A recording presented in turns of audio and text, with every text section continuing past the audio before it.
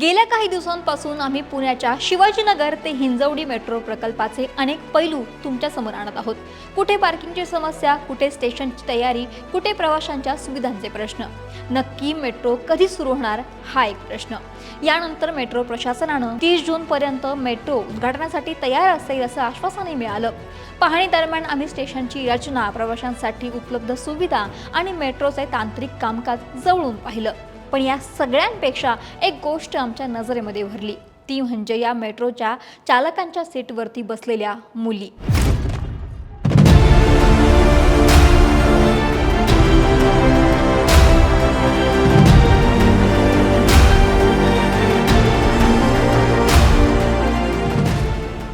पुणेरी metro म्हणजे famous होऊन जाईल आणि एक हिस्ट्री क्रिएट होऊन जाईल की सगळ्या टीपीज ट्रेन पायलट आहेत ते। तर याचा आम्हाला सुद्धा खूप अभिमान आहे आणि हा एक चॅलेंजिंग सोबतच रिस्पॉन्सिबल प्लस पब्लिक सर्व्हिस करण्याचा जॉब आहे।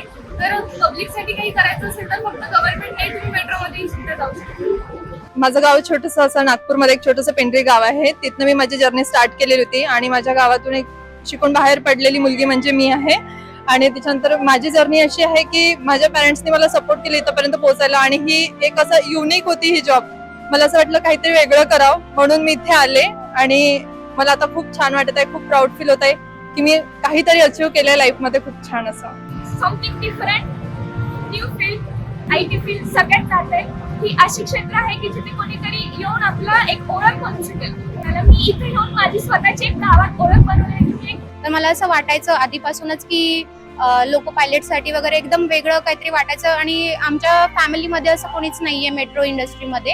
तर जेव्हा जसं मला कळालं की इकडे वॅकन्सी आहे, मी जेव्हा जॉईन झाले तेव्हा एकदम आउट ऑफ द बॉक्स काहीतरी आमच्या फॅमिलीमध्ये मी केले आणि सगळ्यांना प्राऊड वाटतं, फॅमिलीला प्राऊड वाटतं। रेल्वे, परिवहन आणि अभियांत्रिकी क्षेत्र अनेक वर्ष पुरुषप्रधान मानलं गेलं, पण आता परिस्थिती बदलत आहे। दररोज हजारो प्रवाशांच्या सुरक्षित प्रवासाची जबाबदारी आता महिला सांभाळणार आहे। ज्या क्षेत्रांमध्ये एकेकाळी महिलांचा सहभाग फार कमी होता, आता त्याच क्षेत्रांमध्ये महिला नेतृत्व करत आहेत। पुण्यासाठीच नाही तर संपूर्ण महाराष्ट्रासाठी ही अभिमानाची गोष्ट आहे।